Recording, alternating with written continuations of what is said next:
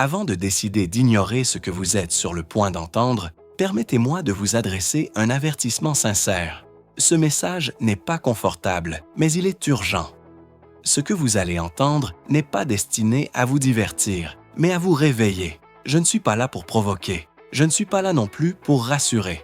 Je suis ici pour dire tout haut ce que beaucoup ressentent en silence, mais que peu osent formuler avec des mots.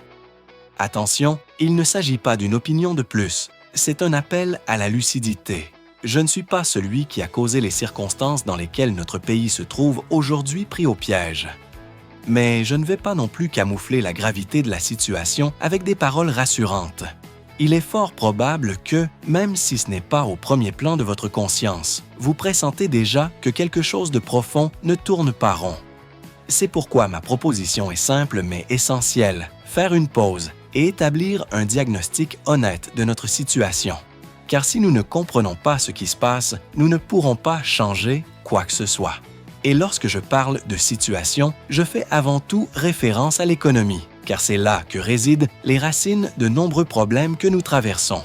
Ce qui est inquiétant, c'est que sur cette question, l'économie, la majorité de la population est profondément mal informée. Je suis convaincu que nous traversons un seuil historique, un de ces moments de bascule qui marquent un avant et un après dans l'histoire.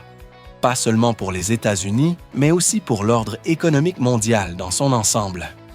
Nous ne vivons pas un simple cycle, nous assistons à un changement d'époque. Cela peut paraître exagéré, et je comprends que cela puisse sembler tel, mais le contexte l'exige. Et je n'ai pas l'intention de fuir les raisons qui me poussent à penser ainsi. Alors, permettez-moi de commencer par vous expliquer pourquoi je crois que nous vivons l'un des moments les plus décisifs de notre histoire récente. Au cours des 50 dernières années, depuis le début des années 1970, nous avons vécu sous un modèle économique global que les experts désignent sous le nom de mondialisation néolibérale. Et que signifie cela concrètement? Cela signifie que, pendant une période marquée par des figures comme Ronald Reagan aux États-Unis et Margaret Thatcher au Royaume-Uni, un changement radical de cap a été impulsé. On a tourné le dos à l'héritage du New Deal et avec lui à l'idée que l'État a le devoir de protéger la population lorsque le marché devient destructeur. Ce n'est pas de l'idéologie, c'est de l'histoire vérifiable. Souvenons-nous de ce qui a été accompli dans les années 1930, après la Grande Dépression. On a mis en place la sécurité sociale, on a instauré un salaire minimum fédéral, on a introduit une assurance chômage, et l'État a directement embauché des millions de personnes à travers des programmes publics. Tout cela était inédit dans l'histoire des États-Unis.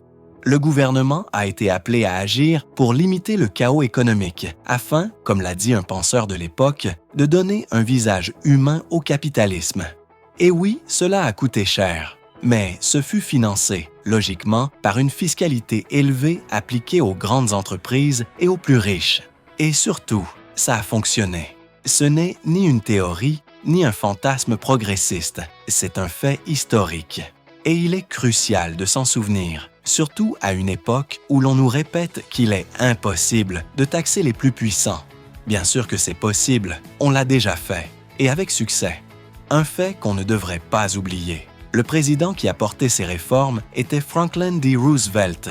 Il a été réélu 3 fois consécutives, et jusqu'à aujourd'hui, il est considéré comme le président le plus populaire et le plus efficace depuis George Washington. Cela démontre une vérité essentielle. Lorsqu'un dirigeant écoute le peuple, agit en conséquence et affronte avec courage les intérêts économiques dominants, il bénéficie du soutien massif de la population. L'histoire récompense le courage, pas le silence. Mais à partir de 1970, cet esprit du New Deal a commencé à s'effacer. Et c'est alors qu'est venue la contre-offensive. Reagan et Thatcher, avec le soutien des élites économiques, ont lancé un processus systématique de démantèlement de tout cet héritage. Et ils l'ont fait sous une nouvelle devise : moins d'État, plus de marché. Le problème, c'est que ce « plus de marché » n'a pas signifié plus de bien-être. Cela a signifié plus de pouvoir pour les grandes entreprises, plus de déréglementation, plus d'inégalités.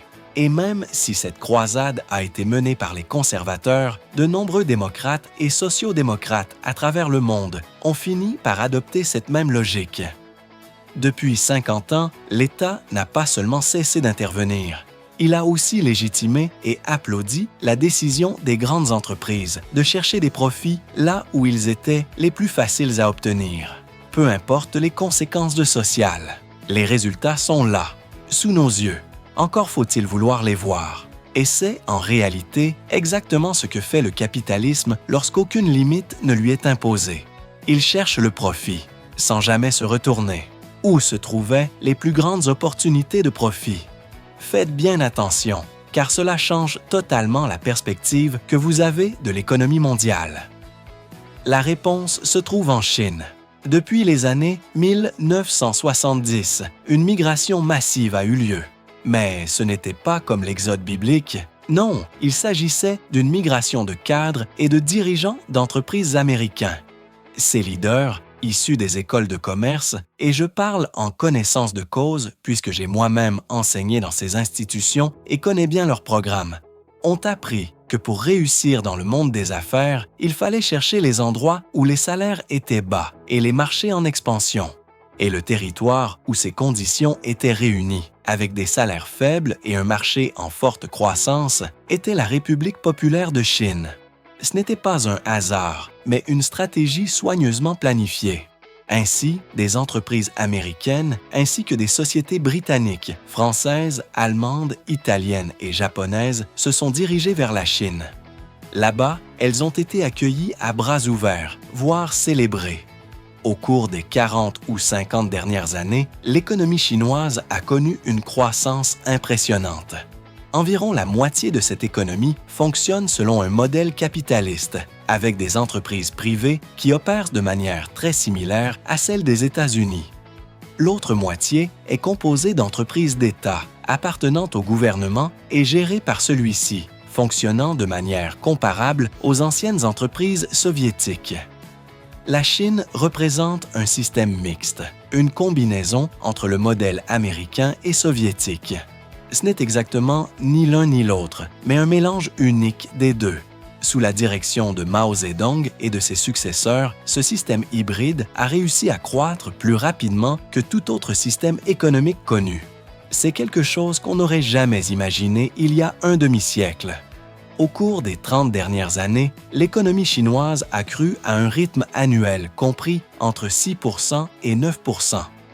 Durant cette même période, l'économie américaine a cru à un taux annuel de 2% à 3%.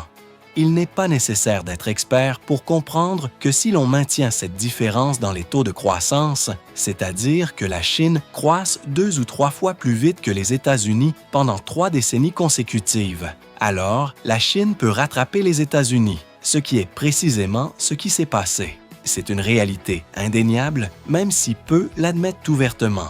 Aujourd'hui, les États-Unis font face à un véritable concurrent économique, ce qui n'était pas arrivé depuis plus d'un siècle. La Seconde Guerre mondiale a éliminé les puissances susceptibles de rivaliser économiquement avec les États-Unis. Le Royaume-Uni, la France, l'Italie, l'Allemagne et le Japon, tous dévastés par la guerre. La Russie aussi. La Russie n'a jamais été un véritable rival économique et ne l'est pas aujourd'hui. Le PIB des États-Unis est actuellement proche de 25 000 milliards de dollars, 25 trillions en anglais. Celui de la Russie, en comparaison, atteint à peine entre 3 000 et 4 000 milliards. Il n'y a pas de véritable concurrence. Il n'y en a jamais eu. Cela explique en partie pourquoi il est nécessaire de revoir toute la narration qui nous a été présentée sur la guerre froide, afin que les Américains puissent enfin connaître la vérité complète sur cette histoire. Parce que la vérité peut tout changer, et c'est ainsi que nous en sommes arrivés là. Aujourd'hui, pour la première fois depuis un siècle, les États-Unis ont devant eux un concurrent économique redoutable, un pays immense, puissant, hautement développé, capable de surpasser les États-Unis dans de nombreux domaines, des technologies les plus simples aux plus sophistiquées, que les deux pays sont capables de développer. Les États-Unis n'ont pas encore accepté cette réalité. La population américaine est prise dans ce que ma femme, qui était psychothérapeute, m'explique comme un mécanisme appelé le déni. Vous êtes-vous déjà demandé pourquoi il est si difficile d'accepter certaines vérités? Le déni est, en essence, une forme d'auto-tromperie. Faire comme si la réalité qui vous entoure n'existait pas, surtout face à soi-même. Cela s'explique parfaitement en observant un tout petit face à un chien qui aboie de manière menaçante et l'enfant se couvre les yeux avec ses mains, persuadé que s'il ne voit pas le chien, alors le chien n'est pas là.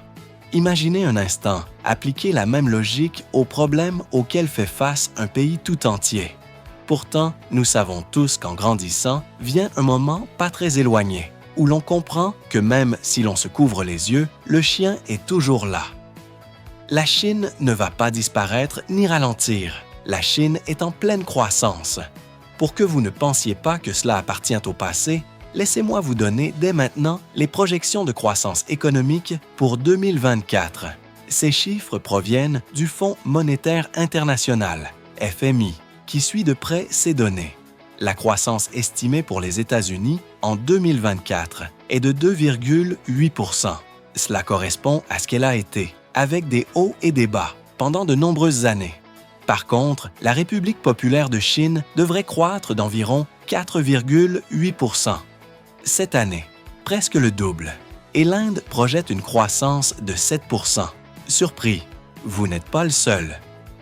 La prochaine fois que vous entendrez un politicien américain ou lirez dans un journal américain que l'économie américaine est la meilleure du monde, souvenez-vous du mot « déni ».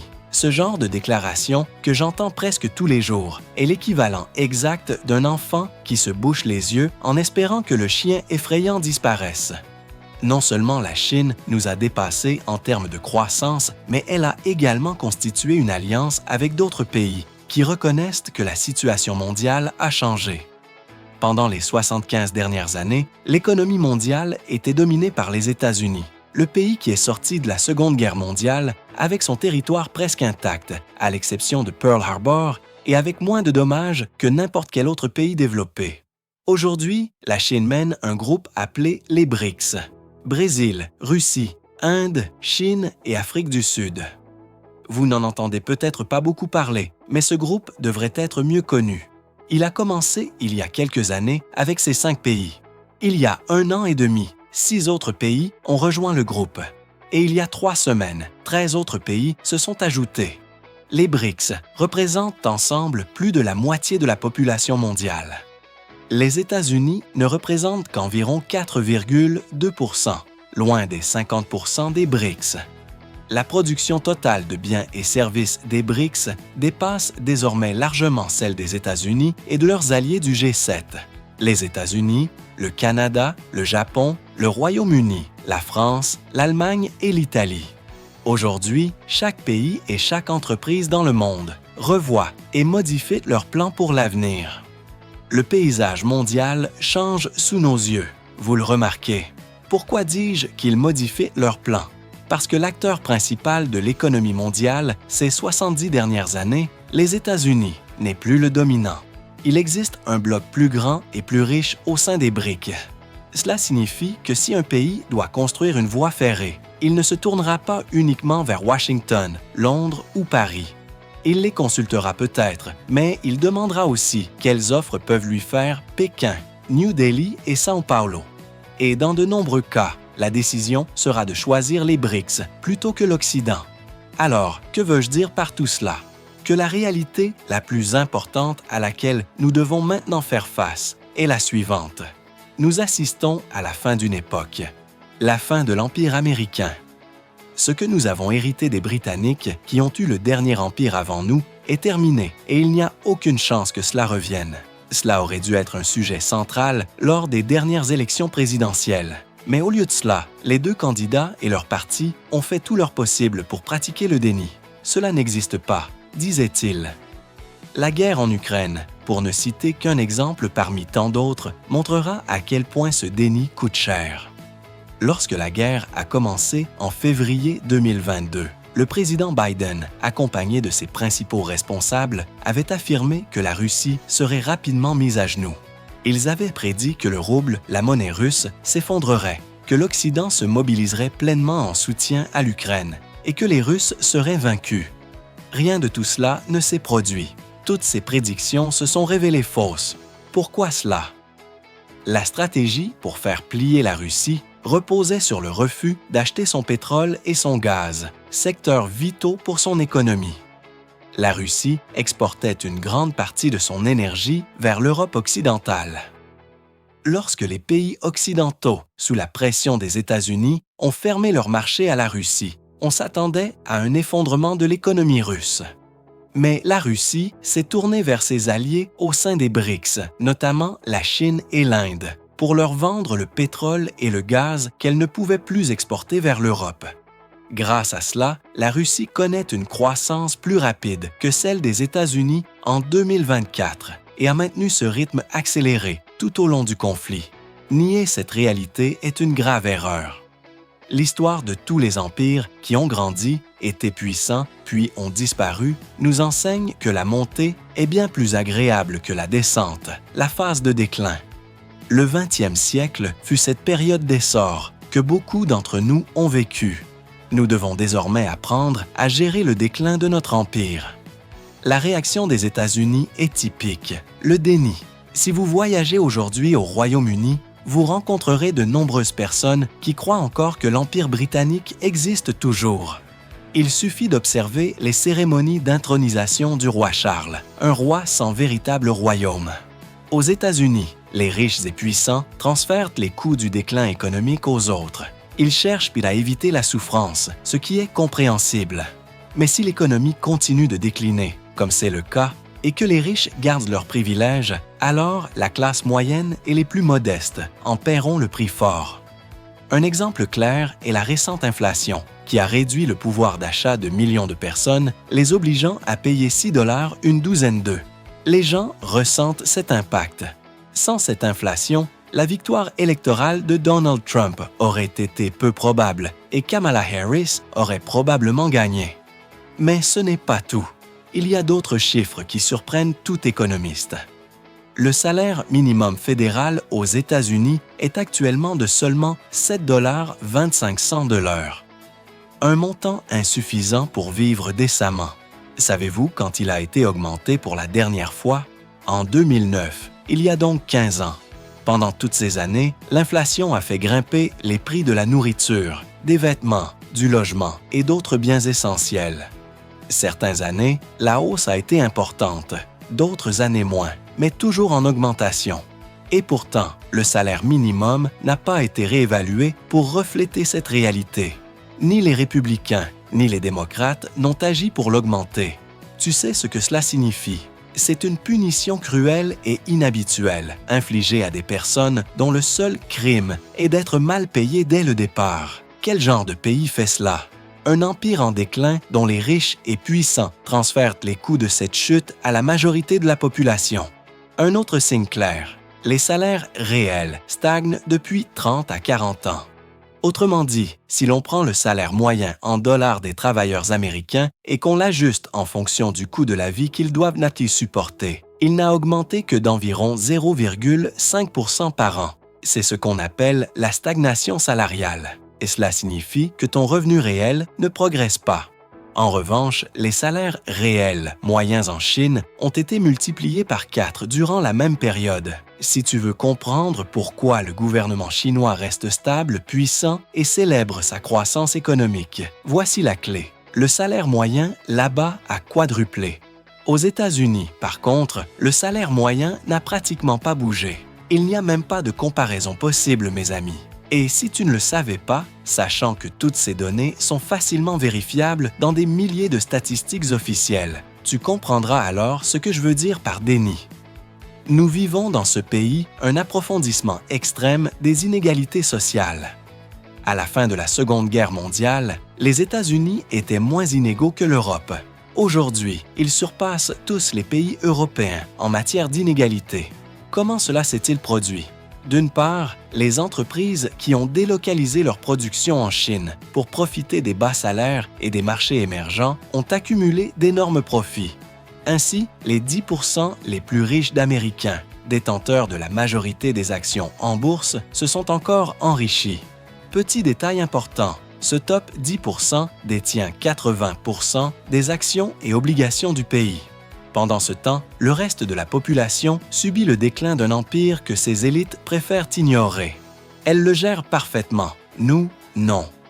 La combinaison des inégalités et de l'inflation élevée explique la victoire de Trump, ainsi que la division et l'amertume croissante qui minent notre économie, bien que personne ne veuille affronter ou discuter de ces réalités.